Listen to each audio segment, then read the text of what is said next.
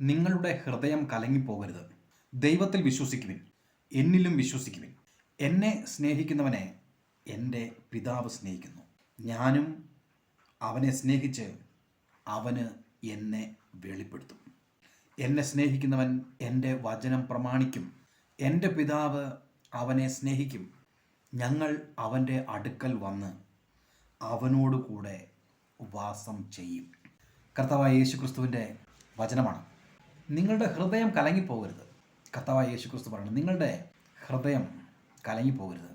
എന്തെങ്കിലും ഒരു വാക്ക് കേട്ടാൽ മതി, എന്തെങ്കിലും ഒരു പ്രശ്നം നമ്മുടെ ജീവിതത്തിൽ മുമ്പിൽ വന്നാൽ മതി, പെട്ടെന്നെല്ലാം പോകും. എന്തൊക്കെ ഉണ്ട്, എന്തെല്ലാം ബിൽഡ് ചെയ്ത് വെച്ചെന്ന് പറഞ്ഞാലും പെട്ടെന്ന് കലങ്ങിപ്പോകുന്നൊരു ഹൃദയമാണ് നമ്മുടേത്. അതുകൊണ്ടാണ് കർത്താവായ യേശുക്രിസ്തു പറയുന്നത്, ഹൃദയം കലങ്ങിപ്പോകരുത്. ഈ വിശ്വാസം എന്താണെന്ന് പഠിച്ചേ മതിയാവൂ. വിശ്വാസത്തെക്കുറിച്ച് കൂടുതൽ ആരാഞ്ഞേ മതിയാവൂ. ദൈവവചനത്തിൽ നിന്നും വിശ്വാസത്തിൻ്റെ വചനങ്ങളെ കൂടുതലായി പഠിക്കുവാൻ ഞാൻ നിങ്ങളെ പ്രോത്സാഹിപ്പിക്കുകയാണ്. എന്നെ സ്നേഹിക്കുന്നവനെ എൻ്റെ പിതാവ് സ്നേഹിക്കുന്നു. കർത്താവായ യേശുക്രിസ്തു പറയാണ്, എന്നെ സ്നേഹിക്കുക. എന്നെ സ്നേഹിക്കുന്നവനെ തീർച്ചയായും പിതാവ്, ഒരു വിധം നോക്കിയാൽ എത്ര വലിയ വാഗ്ദത്തമാണത്. എന്നെ സ്നേഹിക്കുന്നവൻ എൻ്റെ വചനം പ്രമാണിക്കും.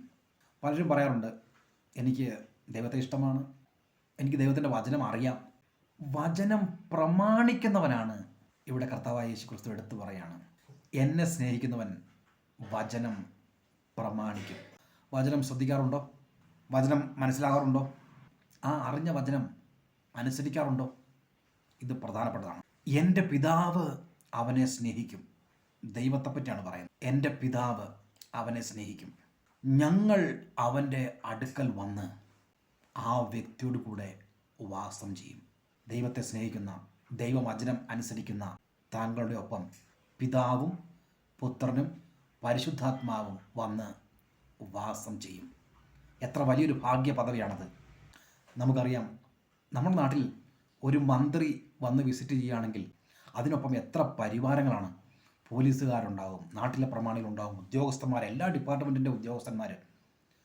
ഒരു മന്ത്രിയുടെ സാന്നിധ്യം അത്രത്തോളം ആളുകളെ കൂട്ടുന്നതാണെങ്കിൽ, പിതാവിൻ്റെയും പുത്രൻ്റെയും പരിശുദ്ധാത്മാവിൻ്റെയും സാന്നിധ്യം നിൻ്റെ ജീവിതത്തിൽ വന്നു കഴിയുമ്പോൾ സ്വർഗീയ ദൂതഗണങ്ങൾ നിൻ്റെ ചുറ്റും, എത്ര ആയിരം സ്വർഗീയ ദൂതഗണങ്ങൾ നിൻ്റെ ചുറ്റും.